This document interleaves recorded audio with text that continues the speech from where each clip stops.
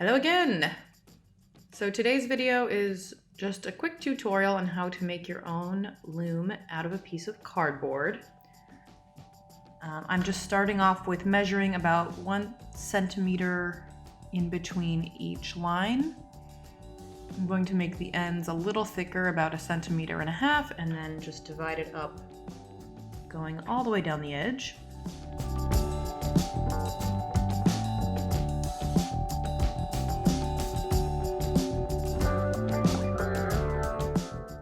And we're going to do that on both sides.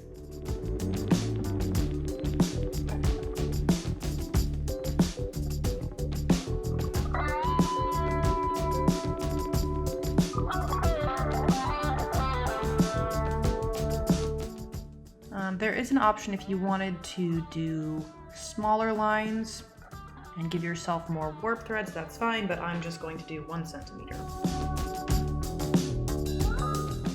The beauty of a cardboard loom is that you can design it yourself to make it however thick or thin or compact as you want.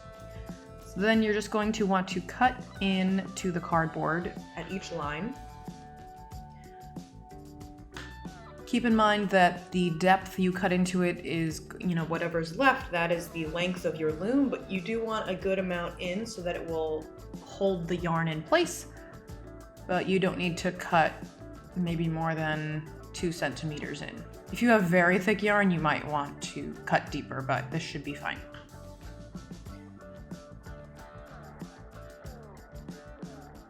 So I actually ended up taping 2 pieces together because mine was a little flimsy. So you can see here it's taped together.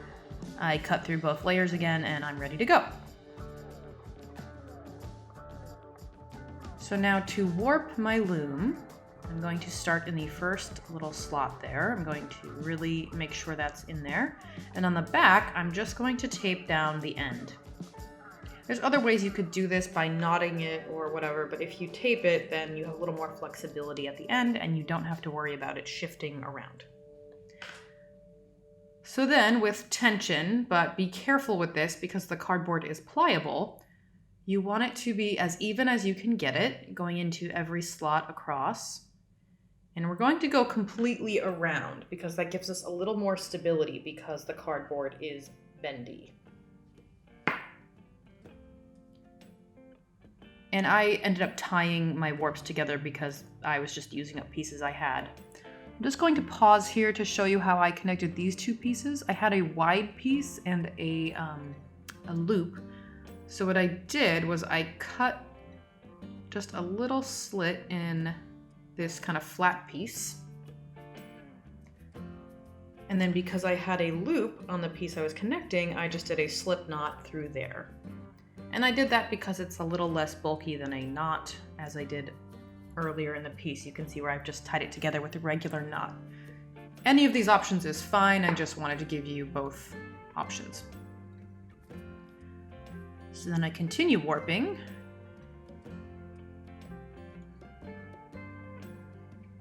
And on the back, I just taped it down.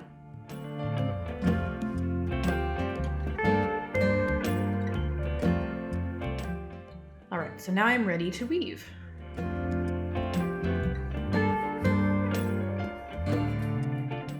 So I made the decision to do this entire weaving with only found materials, meaning I didn't use any materials that started their life as yarn. So I'm starting off with my plastic shopping bag yarn, and you can see I've got a bit of a pile of yarn there rather than a nice ball. My first line, I'm just using the short end. And I'll beat that down. Now, because this is a found object tutorial, I'm going to make my own shuttle out of a piece of cardboard. So again, for more stability, I folded this piece in half and I'm just going to tape it together. Doesn't need to be fancy. And then I'm just going to cut into the sides so that it will hold my yarn. Now I'm using quite a tall piece of cardboard here. You can use whatever you have on hand. I would just recommend that the length of your shuttle equal at least the width of your weaving so you can pass it through easier. But use what you got.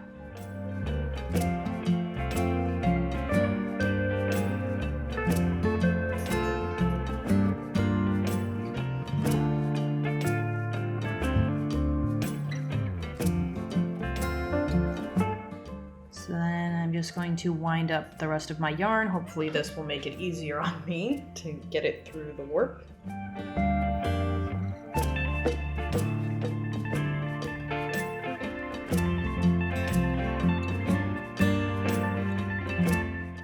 So I'm just going to weave a few rows with the plastic bag shopping yarn. And then coming up, I'm just going to use scraps of fabric to weave through.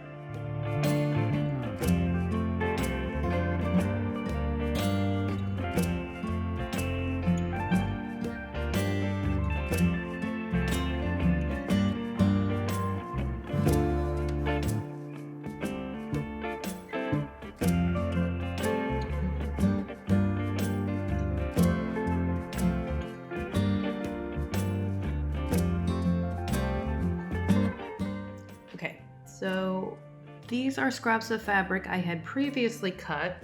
I decided they needed to be a little thinner, so I'm just going to show you what I did.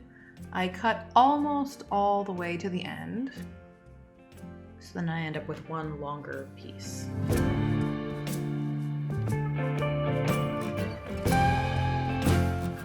So just when I'm switching colors, when I have, or just a new line, I'm going to do this one line regular weaving.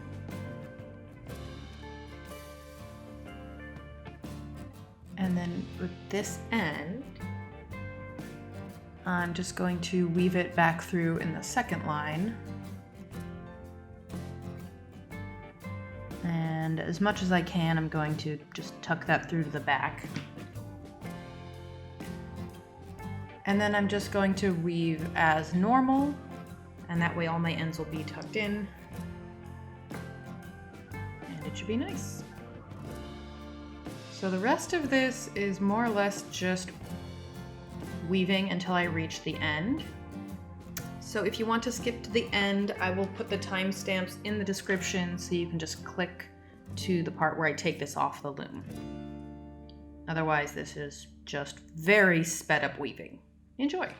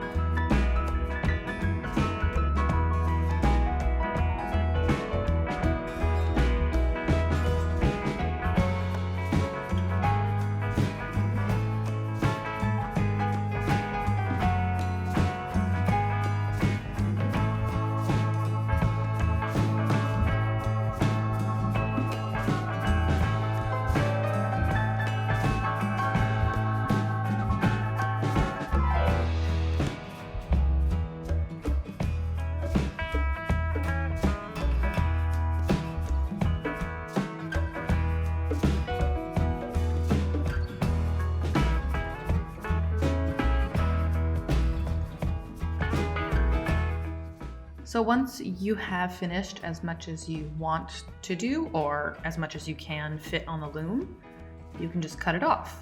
You can also choose to cut it off anywhere on the back. Just think about the length of the ends that you want. I'm going to cut it off here. So I have shorter ends on the top and much longer ends on the bottom. And then all you need to do is tie each end together. So you want to do at least 2 knots just to make sure it's secure.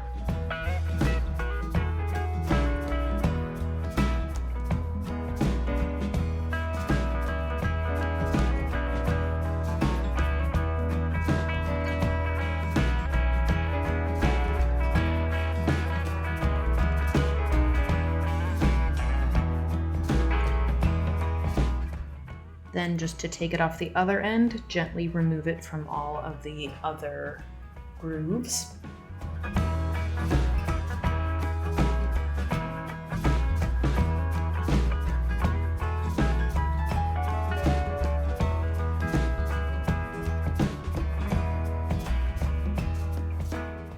And you can see I have very long ends here. I'm just going to tie them off as I did before.